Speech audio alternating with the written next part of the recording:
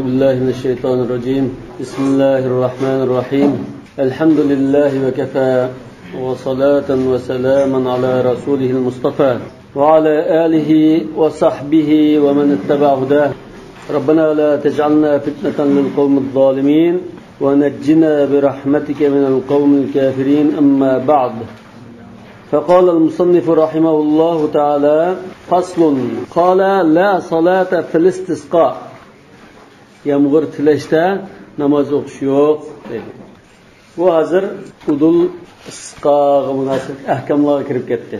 Istisqo talabus saqi yoki talabus suqya, ya'ni yağmur tilashdan iborat. Suv talab qilish, yağmur tilash degandek. Qur'oni Karimda va awhayna ila Musa iz istasqahu qawmu. Yani hozir shu istisqo degan yağmur tilash, yani qahatchilik bo'lgan chaqda, qurg'oqchilik bo'lgan chaqda, ziroatlar, chorvalar qiyin ahvolda qolgan chaqda yağmur tilashdan iborat bunda bir ahvol. Endi Hanifiy mazhabda buni hukmini la salata fil istisqa deb bayon qildi. Yağmur tilashda namoz o'qish yo'q dedi. Endi ulamolar shunda birlik kelgan bir o'rin bor. Yağmur tilmoqchi bo'lgan chaqda shaharning sirtiga, tuzlanlikka, bir maydonga yoki hayit namoz o'qiydigan hayitgohga chiqib, Alloh taoladan yağmur talab qilib duo qilish bor. Mushu sunnat deganda ulamolar ijmo, ittifoq. Undan keyin ixtiloflashib qoldi. Namoz o'qilamdi, mushuni yağmur tilgancha namoz o'qilmamdi deb. Imom Abu Hanifa rahmatullohi alayhi yağmur tilgan chaqda jamoat bo'lib namoz o'qish yo'q dedi. Yani şada la salata fil istisqa, yani la salata jama'atan fil istisqa desek mi bo'ldi? Abu Hanifa'nın qarashi shu. Yani jamoat bo'lib namoz o'qish sunnat emas bunda. Bu qarash asosan shu ulamoning ichida Abu Hanifa'nın yolg'iz qarashi desek bo'ldi. Tabi'iylardan İbrahim an-Naxai va boshqalar bo'lsa-mu, lekin mujtahid imomlardan faqatlam Abu Hanifa yolg'iz qolgan. Hatto sahibanmi jumhurdan billa namoz o'qish bor deb qaragan. Yani bu mazhabdagi imomlardan Abu Bakr Razi al-Jassos sunnat namoz yo'q, lekin namoz o'qib qolsa mayli degan. Abu Yusuf bilan Muhammad va Shafi'i va jumhur jamoat ulab 2 rakat o'qish sunnat degan. Ularga meyal bayon qilgani la salata fil istisqa innama du'a wal istig'for. Faqat duo qilish va mag'firat tilashlam bor degani Imom Abu Hanifaning qarashi. Nima uchun istig'for etish bor? Albatta istig'for etish, jumhurmi istig'for etishni bor edi. Duo qilish, istig'for etish bor. Chunki yağmurni to'sab qo'yash nereden kelgansa gunoh ma'siyatlardan kelgan. Istig'for etgan taqdirda gunoh ma'siyatlar juyilib, shundan yağmurning yog'masligiga sabab bo'lgan sabab yo'qlab yağmur yog'ishi mumkin. Qala va in sallu furada fahasanun. Yolg'iz namoz o'qib qolsa mayli, u mubda ish demakchi. Undan keyin Hanifiy mazhabga vakillik qilgan qarash mishada. Mush kitobda bayon qilgani Imom Abu Hanifaning qarashi. Jamoat bo'lib namoz o'qish sunnat degan bir ish yo'q. Sunnat bo'lgani yağmur tilashda duo va istig'for. Namoz o'qib qolsa mayli. Lekin yolg'iz namoz o'qib qolsa mayli. Jamoat bo'lib namoz o'qish unda kelmagandi. Qala ta'ala استغفروا ربكم إنه كان غفارا. Nuh aleyhisselamның sözü İsa'da فَقُلْتُ اسْتَغْفِرُوا رَبَّكُمْ إِنَّهُ كَانَ غَفَّارًا يُرْسِلِ السَّمَاءَ عَلَيْكُمْ مِدْرَارًا. Nuh aleyhisselamның kavmi tefsiri kılışça, muqatil rivayet kılışça, Nuh aleyhisselamның kavmi uzun yıllar Nuh aleyhisselamni kazzapta, peygamberliğin etiraf kılmay. Allah iman keltirmay shunda davomlashgandan keyin Alloh taolo ularga uzun muddat 40 yil deydi. 40 yil yağmur bermagan. Ayollari 40 yil tug'mas bo'lib ketgan. Ya'ni yağmur bilan farzandni bermagan. Lekin bular qiyin ahvolda qilib Nuh alayhisolamning qishiga kelib duo qilgan bo'lsa degan. Xuddi masalan Makkada duxon يوم تأتي السماء بدخان مبين deb nimaga? Yani Mekke müşrikleri bir müddet aşında qiyin ahvol qolgan. Qilib açlıqdan ağzında ko'zi g'olishib, xuddi tutundek ko'rinib turganda bo'lib ketgan. Bo'lib ketgan chog'da Abu Sufyan kelib, Rasulullohning qishig'a sen silatir rahim qilaman deysa, bunda yaxshi gapni qilibdi. Ma qavming hozir bunda alakulab ketib bordi. Duo qilgan degan. Shunga o'xshash Nuh alayhisalomning qishig'i kelib, dard aytgan chog'da Nuh alayhisalom ularga istagfiru robbakum, ya'ni Parvardigoringlardan mag'firat tilanglar, shirkni tashlanglar, tavba qilinglar, iymon etinglar. Shunda qilsanglar Alloh taolo rahmat darvozalarini ochib o'tadi sizga. Yomg'irni mol-mol tushirib turdi degan. Tafsirga kelgan unda rivoyat. Buning vajili sizlar mush oyatda payg'ambar, ilgari payg'ambarlardan birisi bo'lsa-mu, yomg'ir yog'dirish ishida istagfiru va sallu degan gap yo'q edi. Va qala ta'ala: "Va ya qawm istagfiru robbakum thumma tubu ilayhi yursilis samaa alaykum midrara." Bu Hud alayhisalom surat Hudda kelgan. Hud alayhisalom qavmini shunda shikoyat qilgan chaqda Parvardigoringlarga yelinib turib mag'firat tilanglar.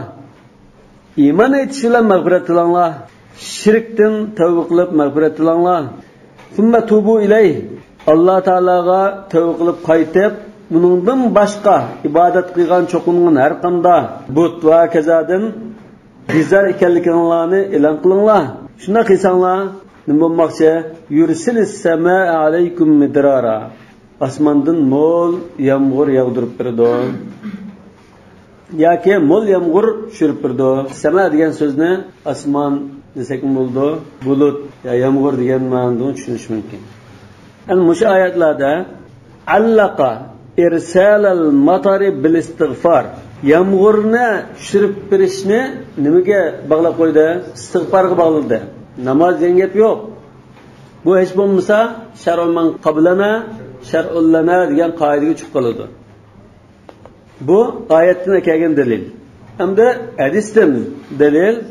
الحديث المشهور أن أعرابيا دخل عليه صلى الله عليه وسلم يوم الجمعة وقال: يا رسول الله، هلكت الكراع والمواشي. كراع دقات الله والمواشي شرولا وأجدبت الأرض زمن قرقاق سلقيته فادعوا الله أن يسقينا.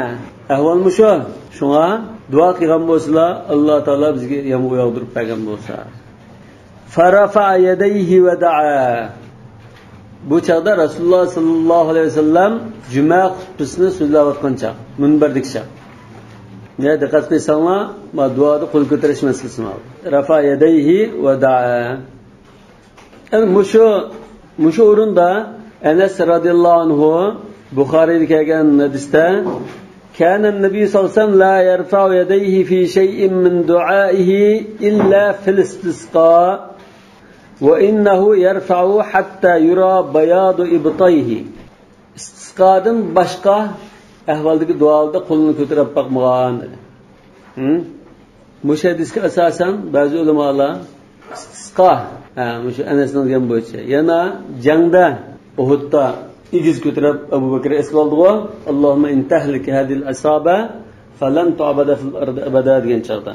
Va yana bir o'rinda uch o'rinda uni ko'tarish va boshqa ko'tarish yo'q deb turgan. Lekin hadis ulamolari Rasululloh sollallohu alayhi vasallamning buningdan boshqa o'rinlardimi, masalan istisqo bilan ko'tarib boshqa ko'taradi degan bo'lsa, boshqa o'rinlardimi qo'lni ko'targanligi haqidagi hadislarni to'plagan. Nurg'un, ya'ni 30 o'rinda qo'l ko'tarib duo qilganlikka kelgan Rasululloh sollallohu alayhi vasallam. Ba'zi ulamolar maxsus kitob yozgan. Duoda qo'l ko'tarish to'g'riliq maxsus kitob yozgan. Ulamolar azizdan aslan maqsadim shu o'rindan boshqalardan ko'mdim degan taqdirdimi? Boshqa o'rinlarda Rasululloh sollallohu alayhi vasallam qo'lini ko'tarib duo qilganligini ko'rgan sahobalar ko'p.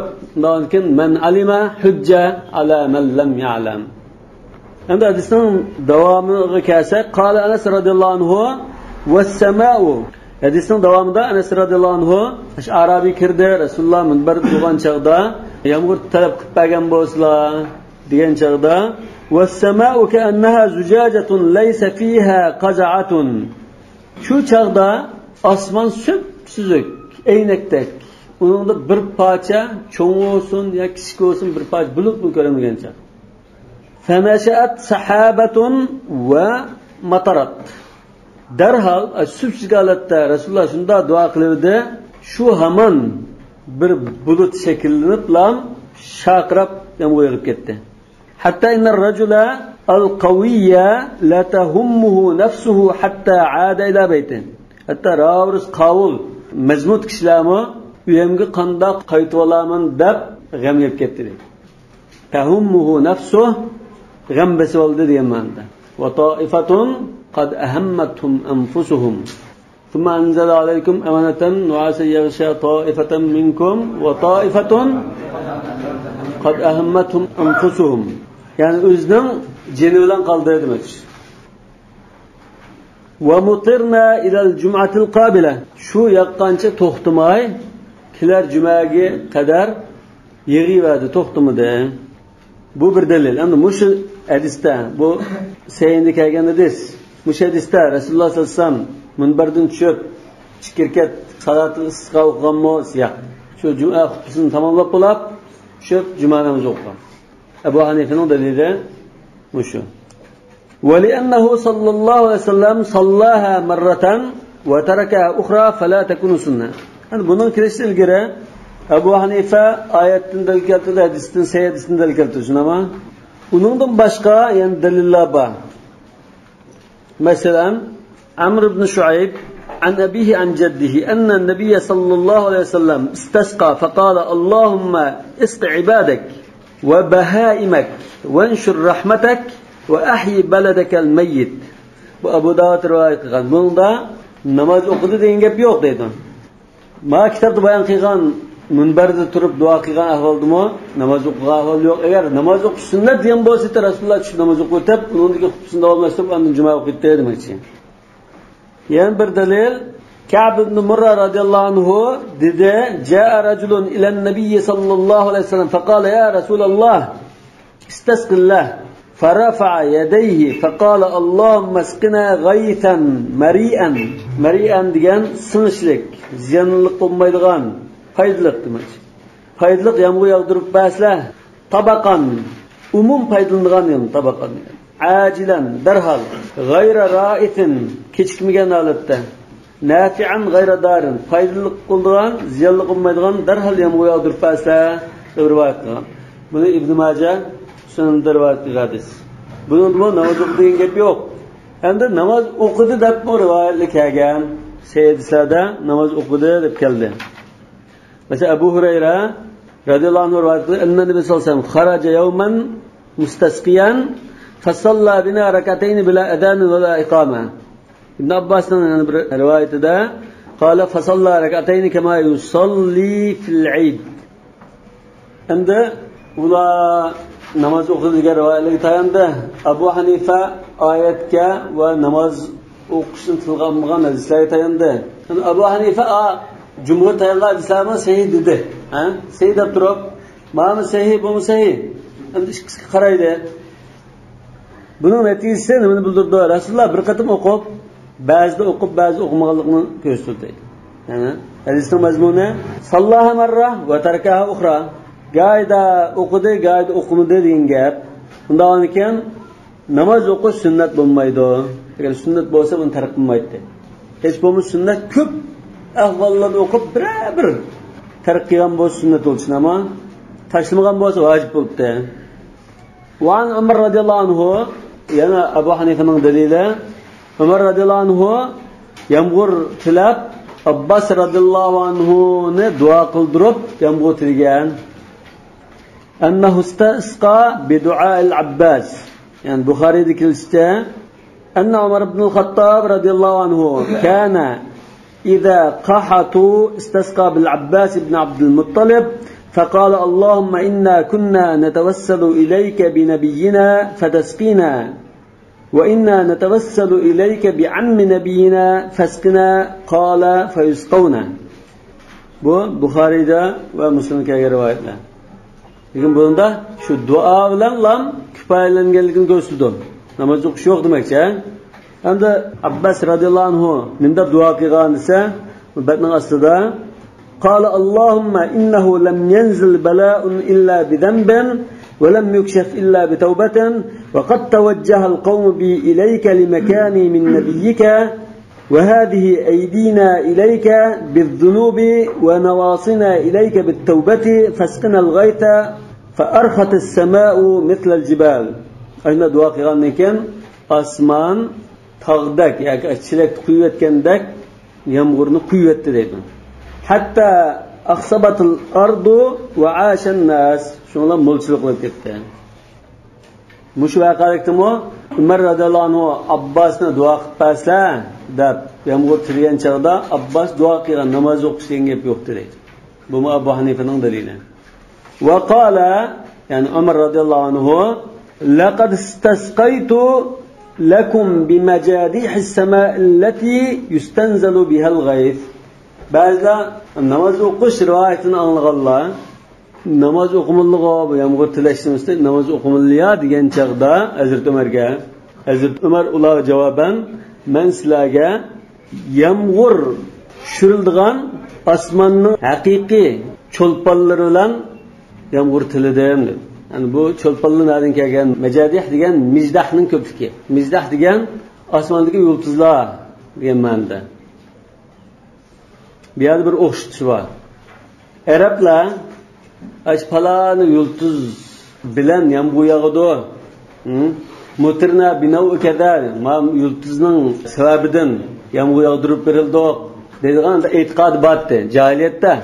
Azamda Ömer radıyallahu anhu haqiqiy istig'forni chin dildan qilgan haqiqiy istig'forni yağmur yağdırılgan açqış deb mana shu yağmur tilindigan haqiqiy ochqishlar bilan haqiqiy cho'lponlar bilan yomg'ir tilab berdim demoqchi. Ya'ni bu haqiqiy ochqishlar yoki osmonning ochqichi yoki yomg'ir yog'dirib beradigan cho'lponlar nima desa, shu istig'for. Ba'zi rivoyatlarda majadih deganni mafatih deb kelgan. Masalan, bi mafatihis sama deganda. Osmonning ochqichi bo'lgan istig'for bilan, ya'ni yomg'ir tushadigan ochqichi bilan istig'for aytib, yomg'ir tilab berdim demoqchi. Buni Abdurrazzaq va Said ibn Mansur sunanlarda rivoyat qilgan, Bayhaqi rivoyat qilgan. Namoz o'qish sunnat bo'lmadi, lekin yig'ilib duo qilish sunnatmi yoki yolg'iz duo qilsa bo'ladi? Ya bunlarda yig'ilib duo qiladi. Hatto ulamolar buningga xalqa adam biz ko'rib chiqiblar bunda nima qilgan shu. İmamul Muslimin, İmamul Muslimin. Mesela Arabiyma şu Resulullah'ın qish kelib dedi-ku, Hazrat Umar xalif chiqdi. Davanken bu aslında cuma namazida kusuf mesela. Aslında çoğ ishlarda jamoat toplanib alohida qiladigan bir faoliyat bo'lg'achqa imomning o'rinlashtirishi bilan imom bevosita o'rinlashtirib qiladigan bir ish degan. Davanken bu jamoat ulab ataytan shani sirtishqamdo yoki bir yerda to'plangan bo'lsa shu yerdan duo qilamdo Rasululloh masjiddan salom qilgandek. Bunda qiladigan bir ibodat. İmam qil jamoat olib turamdi va imom duo qilsa jamoat amin deb turdi. Qala Abu Yusuf va Muhammadun yusalli al-imam rak'atayn bila adhan wa la iqama. Abu Yusuf va Muhammad va jumhur ulama imom 2 rakat namoz o'qiydi. Bunda azan to'lmaydi, takbirmi tushmaydi. Lekin as-salatu jami'a deb to'lab qo'yish mumkin. Aytdi to'lg'andek. Yajharu fihima bil qira'a. Bu 2 rakatda ullik qiraat qiladi. Chunki ullik qiraat qilish mas'ulida Abdullah ibn Zayd radhiyallohu anhu dan rivoyat qilindiki, anna Rasululloh sallallohu alayhi vasallam kharaja bin nasi yastasqi fa salla bihim rak'atayn jahara bil qira'ati fihima. Tirmizi rivoyat qilgan. Labo'nkan ash namoz o'qiydi, jamoatlab namoz o'qiydi degan ulamolar, ya'ni Abu Hanifadan boshqalar qilib qoldi hozir namoz o'qishda. Bular hammasi ittifoq. Jamoatlab namoz o'qiydi, ulli qiraat qildi deb. Mushahidga asosan. Thumma yaxtubu. Undan keyin xutba so'zlaydi. Namozdan keyin xutba so'zlaydi deydi. Istisqoda namoz o'qish ba deganlar, namoz o'qish sunnat deganlarning hammasi xutba o'qish sunnat degan. Chunki hadislarda shunda kelgan bo'g'achqa. ibn Munzir dedi sabata anna Rasululloh sallallohu alayhi vasallam salla salat al-istisqa'i va xataba. Yani bunda namoz o'qiydiganlar so'zlaydida bu ittifoq, lekin keyin bular o'zaro bo'linib ketdi. Bu xutbani namozdan ilgari so'zlamdi, namozni o'qib bo'lib so'zlamdi. Chunki hadislar xil kelib qolgandek bir ahvol bo'ldi. Imom Malik va Shafiy namozdan keyin xutba so'zlaydi. Chunki hayit namozimi? Namozdan keyin so'zlaydi, bu hayit qiyos qilamiz demoqchi. Imom Layth namozdan ilgari so'zlaydi dedi. Imom Ibn Munzir dedi qadru ya'ni Nabiy sallallohu alayhi vasallam annahu istasqa fa khataba qabla as-salah wa ruya an Umar radhiyallohu anhu mislu zalika va bihi na'khudh. Namozdan ilgari degan rivoyatlar bor. Abu Dawud rivoyat qilgan, biz shuni tutamiz dedi. Undan keyin namozdan ilgari degan rivoyatlar bor. Namozdan keyin degandek mazmundagi rivoyatlar bor. Har ikkisi shunda ehtimolli. Mutanakkiban qavsa. Mutanakkibanning ish qilmasi bor. Mutanakkib degan bunda uchisqa ot bo'ldi. Es bo'ldi degan ma'noda. Chunki mankib deymiz-ku. Mo'risi. Tanakkib degan mo'risga es bo'ldi, ot bo'ldi degan ma'no. Yoki ba'zi ulamolar o'sha hadis kelgan tanakkaba qavsan degandek iboralarni yog'i unda tayindi. Ya'ni da yaga deb turib shuni yo'lib turib xutba so'zlagan degandek rivoyatlar kelgan. Aw mu'tamidan ala sayfi yoki shamshirga tayinib turib. Chunki unda xutba so'zlagan chaqda uzrroq so'zlab qilish mumkin. Anikan charchab qoldi, herib qoldi deb unda deb turdi demoqchi. Shu chaqda qo'lda nim bo'lsa, Qur'on olamdi, nim bo'lsa, shuni unda deb tursa bo'ldi. Xutba so'zlagan chaqda shunda bir narsa tutib turish, bir narsani deb turish, shunda sunnat kelgan ahvollar bor.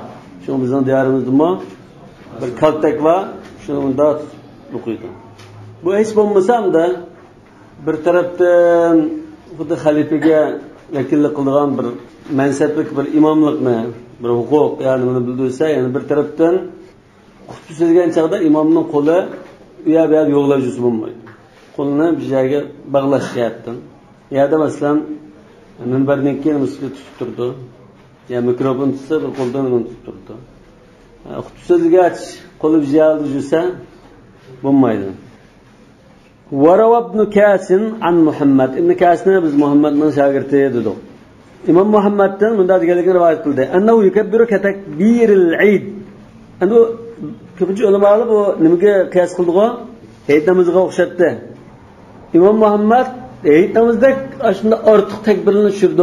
Masalan 5 qatim va 6 qatim ana takbir tushirgan bo'lsa, hayit namozida endi ortiq takbirlarni tushirdi shundimi debdi. Lima rawa ibn Abbas radhiyallohu anhu annahu sallallohu alayhi vasallam salla fil istisqa'i rak'atayn ka salatil Eid. Mana hayit namozida 2 rakat o'qidi deb keldi bu rivoyat. Va qala Abu Yusuf la yukabbir. Abu Yusuf va Imom Malik va jumhur shu odatlik namozda 2 rakat o'qiymiz. Ortiq takbir tushirish yo'q dedi. Imom Shafiy rahmatullohi alayhi Muhammadga o'xshash hayit namozida takbir tushirdi dedi. Yani bu yerdeki ixtilofning sababi hayit namozi qiyos qilamdi, qilmamdi degan. Lekin Ibn Abbosning kelgan rivoyatga qarta jumhur ulamolarida javob berdi. Kasalatul Eid degani rakat sonida va ullik o'qishda hayit namoziga o'xshash deganni bildirdi. Lekin ortiq takbir tushirish hayit namoziga o'xshash deganni bildirmaydi deb javob berdi. Yani yuqorida xutba so'zlaydi dedi-ku. Xutba so'zlaydi degan gapga munosabatlik bir xutba so'zlamdi ya arliqda o'tirib ikki xutba so'zlamdi deganda ulamoning ixtilofi bor yana. Abu Yusufdan ikki xutba so'zlaydi debmi kelgan, bir xutba so'zlaydi debmi kelgan. Imom Muhammaddan ikki xutba so'zlaydi arliqda o'tiradi degan Imom Shafiy mushqarashni tutgan. Yani ma'nosilda hayit namoziga o'xshash takbir tushirish masalasida Abu Yusuf la yukabbir dedi. Jumhur shunda dedi. Davud Zahiri xolisa takbir shurdo ortiq takbirlarni hayit namozida xolisa quloqqa qishiga bir takbir bilan kifoyalandi dedi. Va qala Abu Yusuf la yukabbiru wa huwa al-mashhur. ve huvel meşhur. Yani bu şu artık tekbir tushmay odatdagi namozdagilar bir qatim quloqqa qilib o'qiydi degan qarash, bu ustin kelgan mashhur qarash demakchimi yoki mushu masalada ulamoning o'rtasidagi mashhur qarash demakchimi ehtimolli. Va huvel meşhur. لرواية عبد الله بن عامر بن ربيعة رضي الله عنه أن النبي صلى الله عليه وسلم استسقى فصلى ركعتين قبل الخطبة لم يكبر إلا تكبيرة الافتتاح. Artık tekbir tushmadi deganni ko'rsatdi bu. Nonki mushu Hanifi mazhabdagi sahibaning qarashidagi muvaqqat qarash demakchi o'xshaydi. Va qiyasan ala salati fi sa'ir al-afza'. Yani başka her türlü dehşetli, korkunçluk günlerde okulduğun namazlar kıyas kıysak, bunun da bu artıkça tekbir düşmektir.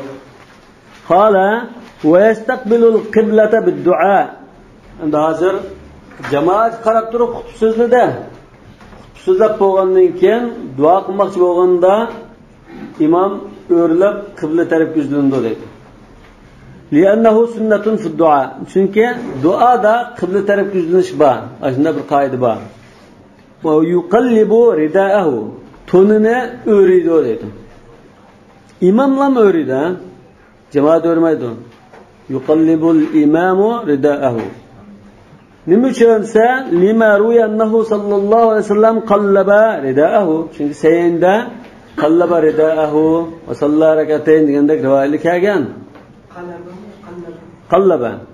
Ba'zi rivoyatda havvala ridaahu deb kelgan. Qanday qildi? Isbir. وقال أبو حنيفة رحمه الله لا يسن ذلك. تقليب الرداء سنة ماس unda ish yo'q dedi. Endi olimlarning ittifoq bo'lgan bir o'rin shu istisqoda qiblaga yuzlanib turib duo qilishda ittifoq shunama. Abu Hanifa duo qildi deydi, qiblaga yuzlanib deydi, jumhurimiz shunday. Namoz o'qishda ixtilof bo'ldi. Endi yana ixtilof bo'lgan bir masala taqlib rida. Abu Hanifa taqlib rida yo'q dedi. Endi taqlib rida haqida kelgan hadislarni qanday tushunsa desa, taqlib rida haqida kelgan hadislar bu shu chog'da Rasululloh sollallohu alayhi vasallamningki kiyimi bir tartishib qolgandek bo'ladi. Ha? Yani kiyimi bir tuzashtiradigan bir ish bo'ladi. Tuzashtirmoqchi bo'lib, bunda tartsa, peshin tartsa, tartilmabdi, keyin mo'risiga atib qo'ygan. Bu bunda bir endi shu chog'da bo'lib qolgan bir ish. Ataydi va qoidasi ma'rufdi deb bunda qilmagan deydi. Abu Hanifaning mushi tushunishiga dalolat qilgan boshqa bir rivoyat kelgan. Masalan, Abdullah ibn Zayd radhiyallohu anhuning bir rivoyatlarining bir variantida annahu qala istasqa Rasululloh sallallohu alayhi vasallam va alayhi khamisatun lahu sawda fa arada an ya'khudha bi asfaliha fayaj'alahu a'laha falamma taqulat alayhi qallabaha ala atiqihi. Mush rivoyatda bunda kiyimni tuzashtirmoqchi bo'libdi. Sal tartib qolganki bunda o'rib qo'ydi. Degandek bir ahvol bo'lg'achqa Abu Hanifa bu namozning qoidasi bo'lganlikdan emas, kiyimni tuzashtirish uchun, yug'ishtirish uchun qilgan ishdi deb tushundi. Boshqalar yo'qmi shu istisqoning qoidasi bo'lg'achqa shunda qildi dedi. Endi shu taqlib rida shuni qoidasi batdi. Atay bunda qilgan deb qolsa, bunda hikmat nima? Hikmat ba'zi ulamolar Alloh taolo shunda taqlib rida qilish buyurgan deb masalani hal qiladi. Qalbisa qaydan bu? Jibril buyuribdi, shuni qildi.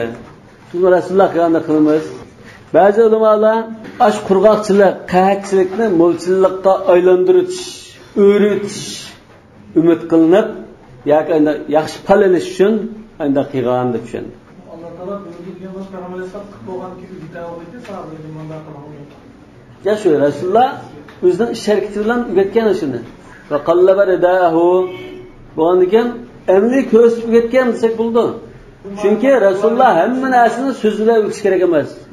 Fi'lin Nabiy sallallohu alayhi vasallam shunda sunnat bayon qilib qo'yish ish bo'ldi. Endi agar alayda buyurilsa, sahobalar mesela Abu Hanifa'da tushungan chiqib qolsa, Rasulullohning tartib tartiblarni tushunib qolmas bo'ladi. Alayda ba'zan emrimni alayda tushundirib qaytish harakatlar kendini qilgan. Unda tushungan bo'lib qolsin, lekin taqlib rida qilamiz deb tushunganlar bor emaslar. Sunnatim shu deb tushunganlar bor ekan. Bu endi bir ish bo'lgan ekan, Abu Hanifa endi bir ehtimollik bor, atay qig'ash emas deb tushundi. Endi shu taqlib rida qoidasi bor deganlar, ya'ni jumhur deylar, buni o'zaro ixtiloflashib qoldi. Ikki masalada ixtiloflashdi. Birinchisi, ashtonni qanday o'raymiz? O'rishning usuli qanday? degan masala. Ikkinchisi, qachon o'raydi degan masala. Ana Hanifi mazhabda bu kitobda bir xil qarashni keldi. Va taqlibur ridai an yaj'ala janib al-aymani 'ala al-aysar va al-aysari 'ala al-ayman. O'ng tarafini so'l tarafiga, so'l tarafini o'ng tarafiga yutkazish iborat. Doktorning holatidek oldi esildigan tarafni dumbis qilib kelgandek bir ish. Nima? O'ng tarafini so'l tarafga qilsa shunday bo'ldi-ku. Bu bir xil usul. Ana Hanifi mazhabning boshqa kitoblarda bu sahiban degan, agar bu murabba kim bo'lib qolsa, to'chaz kim bo'lib qolsa, üst tarafini ostiga qilib kiydi. Bu bir xil taqlib. Ustini ostiga qilyapti. Bunda jumlah kim bo'lib qolsa, buni murabba degan kim, jumlah kim degan hozirgi bizning zamonning kimiga o'xshamaydi bunda. Jumlah kim bo'lib qolsa, o'ng tarafini so'l tarafiga qiladi demoqchi. Hadi maktabda bayon qilgan shu. Ham Imom Shafiy rahmatullohi alayhi ustini ostiga o'ng tarafini so'l tarafga qilib o'raydi degan. Bundan jumhur ulamolar sahibaning qarashini, Imom Shafiy boshqa qarashni tutdi. Chunki hadislarga har xil kelib qolgan. Abdullah ibn Zayd radhiyallohu anhuning hadisida qallabar rida degan hadis rivoyat qildi. Qilgandan keyin hadisdan anlagan tabi'i Abdullah ibn Zayd radhiyallohu anhudan so'rgan. Tabi'i dedi: "Qultu aj'alu ash-shimala 'ala al-yamin wal-yamina 'ala ash-shimal?" So'radim dedim.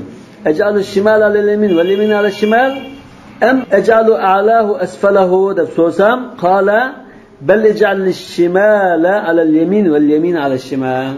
Sahaba idda tushundu. Chunki u sahaba Rasulullohning taqlib rida degan ishini ko'rib, buni taqlid qilish bir sunnat bor deb tushunibdi. Bundan yuqorqi rivoyat jumhurning dalili. O'ng tarafini so'l tarafiga qilib o'raydi dedi. Yani İmam Shafiy rahmatullohi alayhi ostini ostidan qilib o'raydi deganning dalili bayatın biz Abu Hanifaga dalil bo'lib qoladi degan rivoyat. Abdullah ibn Zayd radhiyallohu anhuning rivoyatining bir variantida istasqa Rasululloh sallallohu alayhi khamisatun sauda fa arada an ya'khudha bi asfaliha faj'alahu a'laha falamma taqalat alayhi qallabaha ala atiqihi. Bu rivoyat shu. Bu İmam Shafi'ninki ostini ostidan qildi deganga dalil bo'lishi mumkin. Yani bir tarafdan Abu Hanifa rahmatullohi alayhiga dalil bo'lishi mumkin. Chunki kimni bir tuzashtirman deb qilgan chaqda ya istiqlol qilgan selvatay deb unda atwag'indak masalan unda bir ahvol. Ham buni kuchlantirdigini Abu Hanifaning asos dalili nima? Arabiy Rasululloh minbar turib sizlar qanchaqda yomg'ir tilislar degan chaqda yomg'ir tildigo shu chaqda taqlib rida degan bir ish bo'lmas yo'q. Shu sababda Abu Hanifa shunday tushungan. Koni kiyimlarni kiyishda bu bichara holatda, tadarru holatda yelinib turib tilash uchun ba'zi ulamolar ro'z chiqadi. Karim umayli olsun, acize hammalarni oldiga elib chiqadi. Hatta ular charvalarni mo haydab chiqadi. Yani Alloh taoladan bunda hammalarni cho'ng qavli kishilarga rahmat qilmagan tadbirni kichiklar mo'maylarga rahmat qildigan ish bor deb o'shanda bir rahmatni istinzal qilish uchun butun kuchni ishlatadigan gapimiz. Koni kiyimmi shu jihatdan bo'lishi mumkin. Yani juljul holatida, bichara holatda. Ama bular ixtilof bo'lgan ikkinchi masala qachon taqlib rida qiladi degan masala. Abu Yusuf rahmatullohi alayhi xutbasdan azroq so'zlab bo'lgandan keyin yerimlashgan chaqda taqlib rida qilib shunda davomlashtirdi degan. Bu Imom Malikning rivoyat qilingan. Ham jumhur ulamolar Imom Ahmad, Malik yana bir rivoyatda Imom Shafiy xutbasini tamomlab bo'lgandan keyin taqlib rida qiladi. Undan keyin qiblaga yuzlanib turib duo qiladi degan. Bular taqlib rida qilamiz deb tushunama. Qachon imom taqlid bir daqiqan chaqda ma jumhur ulamolar deydi o'tgan jamoatmi imom o'rtirib sizlardi jamoat o'tirib qoladi imom o'rtib bilan ridosini almashtirsa yoki o'risa o'tgan jamoat o'tgan oltidan ridosini o'riydi dedi. Nima uchun? Innama ju'ila al-imamu liyutamma bi degandek mazmun qilib, namozgidek ahvol qilib, agar ayol kishi olib qolsa o'rmaydi. O'riman deb qolsa kechirib qo'yish mumkin. Muhammad ibn al-Hasan, Imom Layth bular jamoat o kiyimini unda o'rmaydi. Imomlar o'riydi. Chunki jamoatning o'rishi Rasululloh sollallohu alayhi vasallamdan kelgan hadislarda rivoyat qilingan. Shundan imomlar o'riydi degan. Bundan balki shu Imom Abu Hanifaning kuchliroq bo'lishi mumkin. Chunki juma xutbasida o'rgan hol bo'lmagan ekan. Endi ma'lum bir sabab tufaylidan o'rib qolgan bo'lsa, bu qoida deb tushunib qolgandek bir ahvol mumkin. Yoki hech bo'lmasa ishkili ahvolning joyizligini ko'rsatdi. Yani taqlibida alohida bir sunnat demasmi, bunda qiysimam de yelinishning jumlasidan desak, yelinish munosib qanday ish o'z qilib baqsa bo'lganligini ko'rsatdi. Yani taqlibida to'g'riliq ba'zilar ishini teshig'uriydi deyish mumkin. Bu taqlib qildi. Lekin ulamolardan unda deb baqmabdi. قال محمد رحمه الله أحب إلي أن يخرج الناس إلى الاستسقاء 3 أيام متتابعة. يعني يوم يغمى قاسا آقاقدن يقن تقتردمو آقاقدن 3 gün çıkıp qattiroq yig'ilsin, chiqroq basın Allah Taala deyish uchun آقاقدن 3 gün chiqsa yaxshi deb qarayman deydi. Warwiya aktharu min zalik. Undan 6 kun ya bir hafta deb rivoyat qilgan bo'lishi mumkin. İmam Muhammed'in kelgan rivoyat. Bunda chiqqan chaqda ulamoning deyishicha, shunda eng yaxshi holat chiqdi. Ro'za tutgan holatda tartilib, yuyinib, shunda bir pokiz holatda duo qilgan, istig'for aytgan, tavba qilgan gunohdan. Ondan kichik bolachaqilar qarichurilnimi elib, ular sharullarni oldida haydab, bunda chiqdi deganlar bor. Qala va la yakhruju ma'hum ahlu dhimma. Ularla billah islom davlatida yashaydigan kafir fuqarolar, zimmat ahli bo'lgan ahli kitob, masalan, bular birga chiqmaydi deydi. Li'anna ibn Umar radhiyallohu anhuma naha anhu. Ibn Umar ularning chiqishidan to'sgan. Va li'anna ijtima' al-kuffari madinnatu nuzul al-la'na. La'nat qilish ehtimoli bo'lgan bir o'rin bo'lib qoldi. Kafirlar yig'ilsa, kufr degan Alloh taolaning barligini inkor qilishi bor, tuzkorlik bo'lg'achqa Alloh taolaning g'azabi yig'ish o'rni bo'lib qilish ehtimoli bor. Fala yakhrujuna inda talabir rahma. Shunga bular rahmat talab qilgan chaqda birga chiqmaydi. Qala taala: "Va ma du'aul kafirina illa fi dalal."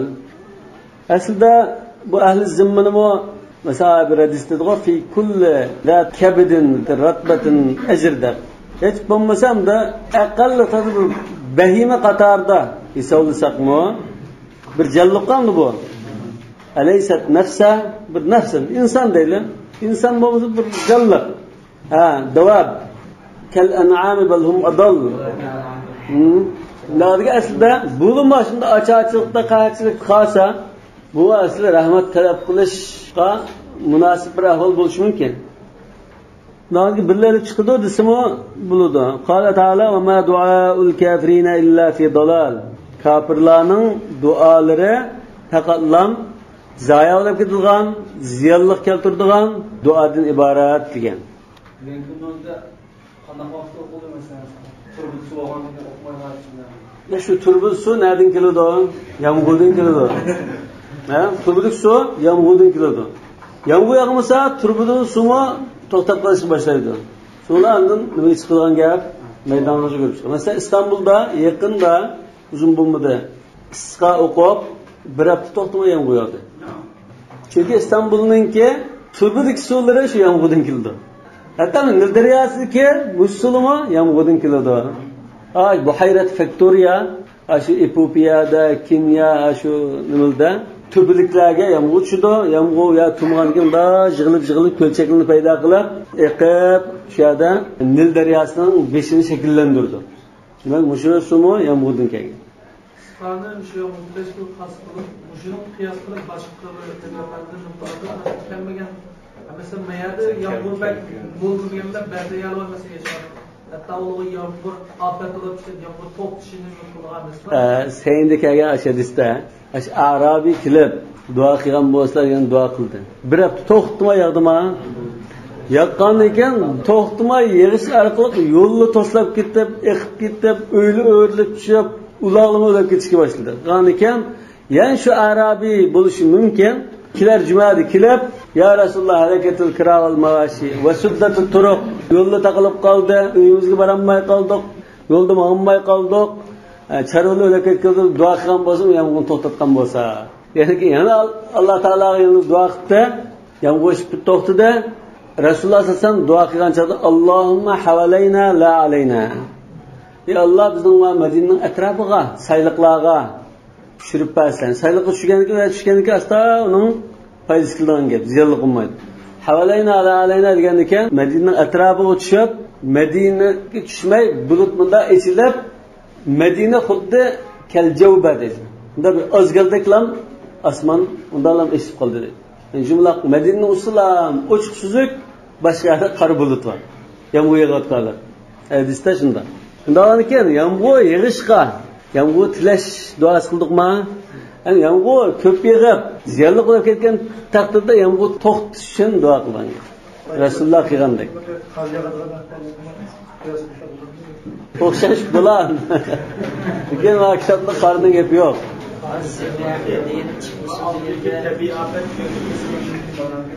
Biz yuqorida shu afza dedik-ku, har turli dahshatli ig'ir ahvollarda namoz o'qish bordik. Endi kafirning duosi javob bo'lmaydi degan mushu nuqta mahall nazar. Kafirning duosi javob bo'lishi mumkin. Yani bu ayette ve ma du'al kafirine illa fi dalal degan kafirlarning Allah'dan gayri o'zi iloh deb qaragan butlari, shu ma'budlarga qilgan duolari bika degan ma'no. Chunki bu oyatning 5ida shu mazmun bor. Lahu da'vatul haq wallazina yad'una min dunihi la yastajibuna bi shay'in إلا كباسة كفيه إلى الماء ليبلغ فاه وما هو ببالغه وما دعاء الكافرين إلا في ضلال يعني كان يدعون من دونه Allah'ın gayri dua kılanın duası hem bikadır. Allah dua kılsa bika olması mümkün. Kur'an-ı Kerim'de şunun münasebeti başka ayetler var. Taza beşir gün düşken çağda Allah Teala dua kıldı. Felemma keşfna nudur. Astayana biz onu kayıtlı diyen. Ama yana İblis dua kıldı, icabet kıldı o. Kale anzirni ila yevmi yub'atun. Kale inneke minel munzarin. Dua kıldı. İblis ra'sul kufr. Dua diken tapşırık. Biz kafirlerin duası icabet kılınamdı. Bu belki hem de kalamga ya ki başka ilimge münasebet buluşum mümkün. Kafir Allah dua kılsa nereden duası icabet olmayı diyende gep kıldı. Lekin cevap bulamdı diyende bir izlep bakılma. Bu yapılışı mümkün. Yani Nuh Aleyhisselam mı dedi o? فَقُلْتُ اسْتَغْفِرُوا رَبَّكُمْ Dua kılın dedi. Elbette mağfiret talep kılınlar. Sil tövbe kılıp, iman etip, istiğfar ettiğin diyen manda. Lekin şunda olsun şu bir duanın içine alırdımdı. Hem 9. meselede, ahirki meselede وَلَا يَخْرُجْ مَعْهُمْ اَهْلُ الذِّمَّةِ dedi o. Köpçülük ulemalar şunda dep qaraydı. İmam Malik ehl-zimma chiqqas to'smaymiz deb qaraydi. Yani salat istisqoninki vaqti qachon? Qanday vaqtda chiqida shaga chiqsa masalan. Yana bir kundan masalan, atgandimi, kechdimi, kechidimi? Qanday chaqda? Shashka. Eydimiz qiyos qilsa shashka deymiz.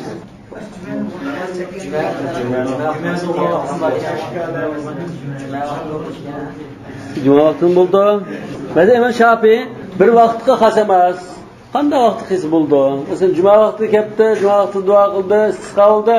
Yana Rasululloh sallallohu alayhi vasallam kelgan bir rivoyatdan Aisha radhiyallohu anha anna Rasululloh sallallohu alayhi vasallam xaraja ilal istisqo'i hina bada hajbus shams. Quyoshning da bir uch ko'ringan chaqda istisqo chiqdi. Chiqishi shu chaqdan boshlangan, lekin istisqo qilib masalan namoz o'qidi degan rivoyatga asoslansak, namoz o'qish qachon bo'lgan desa, nayz bo'yi ko'tarilgandan keyin. Yani shu arliqdan da aytgaga ya sha'ning tuzlarni chiqishga 15 minut vaqt ketdi desak, biz kun chiqayotgan chaqdan tortib nayz bo'yi ko'tarilganga qadar 15 minut 20 minut vaqt ketdi dedik-ku, namoz joiz bo'lgan chaq. Shu chaqda chiqqan, lekin namozni yoki istig'for va duoni shashgoh vaqti kirgan chaqda ayt namoz o'qiydigan, aytgan soat 8-9lardagi vaqtda o'qigan deyish mumkin. Ya'ni afzal vaqti shu desak, juma vaqti olsun, boshqa olsun, udul kelgan chaqda o'qish joiz deyish mumkin. İmam İbn Hazm juma vaqtida Rasululloh xutbalar qanday chaqda o'qish afzal degan.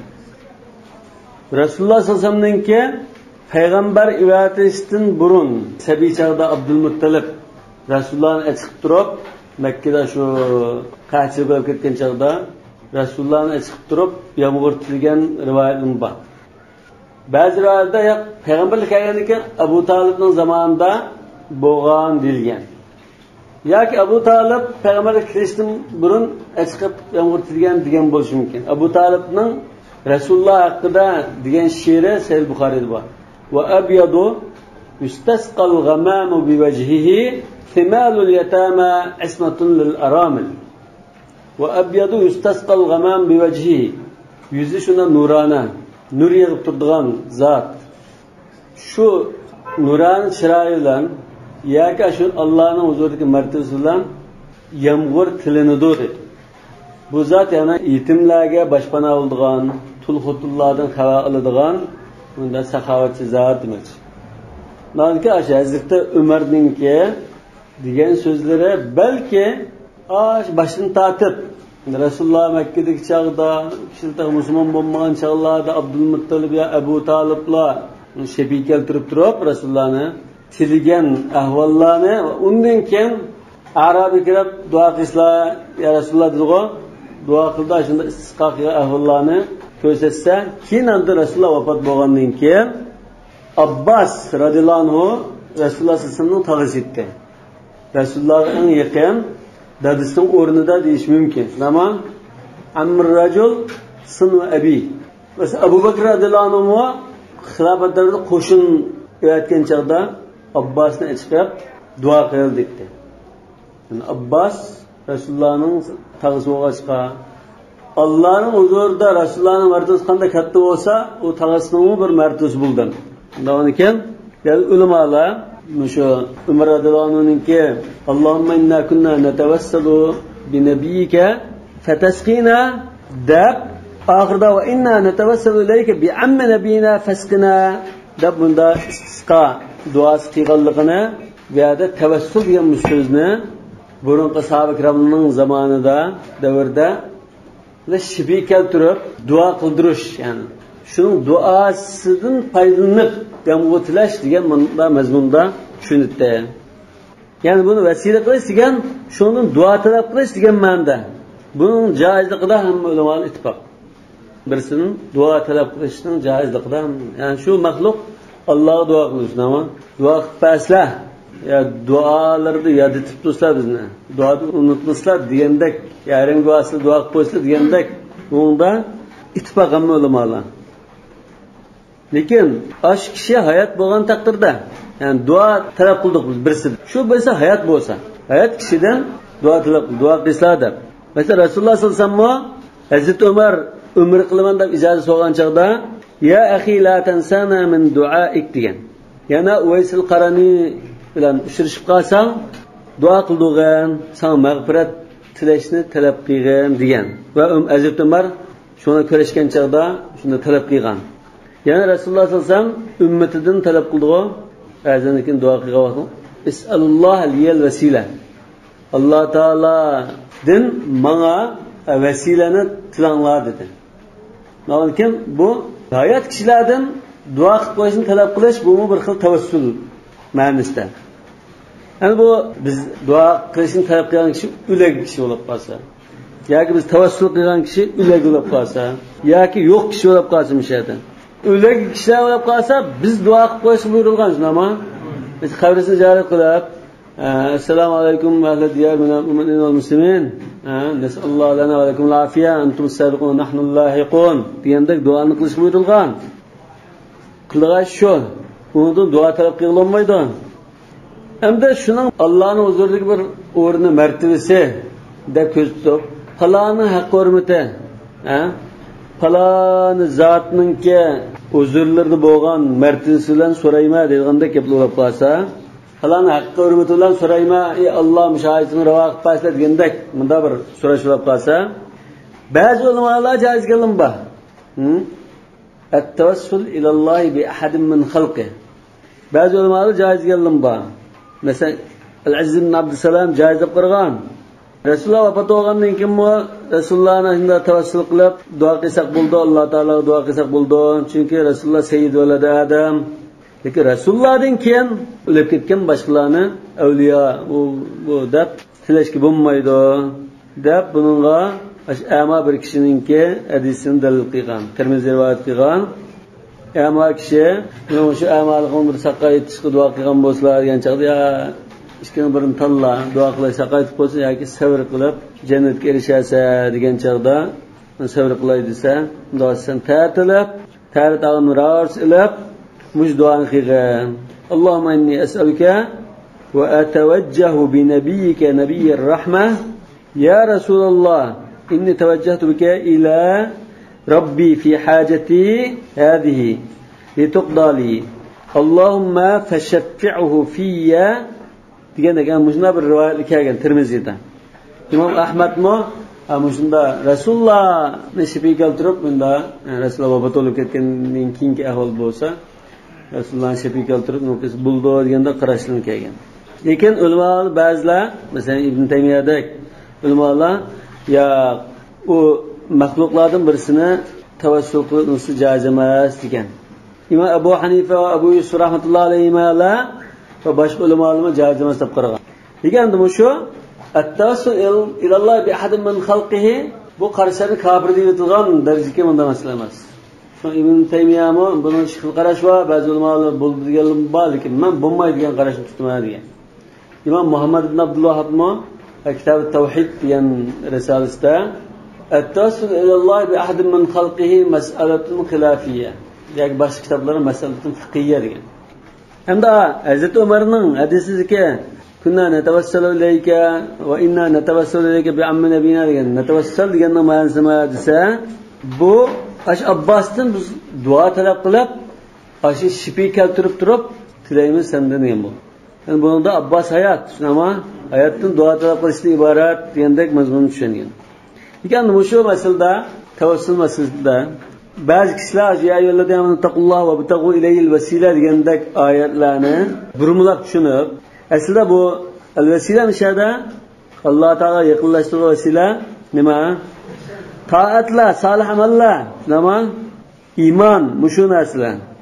Lekin ba'zi so'pilar va ba'zilar solih kishilar, avliyo shuni vasila qilsa, mush oyatda buyurgan ibtigal vesilda kiritdi deb turib, hatta ba'zida Rasululloh sollallohu alayhi vasallamdan "Idza a'yatkumul umur fa alaykum bi ahlil qubur" degandek rivoyatni qilgan.